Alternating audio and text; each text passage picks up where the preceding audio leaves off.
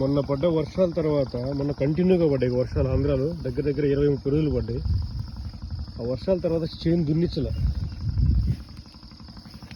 గడ్డి కూడా ఎలా పట్టేసిందో. నిమ్మ చెట్లు కూడా అంటుకుపోయింది. ఏదో తీగ ఇది.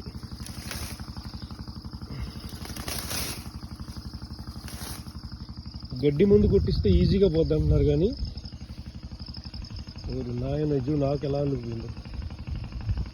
గడ్డి ముందు కొట్టిస్తే ఈజీ అంటున్నారు కానీ గడ్డి ముందు కొడితే నేల పాడైపోద్ది. తర్వాత ఆ గడ్డి మళ్ళీ భూమిలో కలుస్తుంది. ఈ ఇబ్బందులు ఉన్నాయని చెప్పి దున్నమంటే గొర్రెకు అంటుకొస్తుందంట, చుట్టుకొస్తుందంట. ఈ గడ్డి అంతా గొర్రె నడవదంట. సో ఇంకప్పుడు మిగిలిందంటే రోటావేటర్. ఒకసారి రోటావేటర్తో ట్రై చేయమని చెప్పాను. రేపు చూస్తూ ఉన్నారు.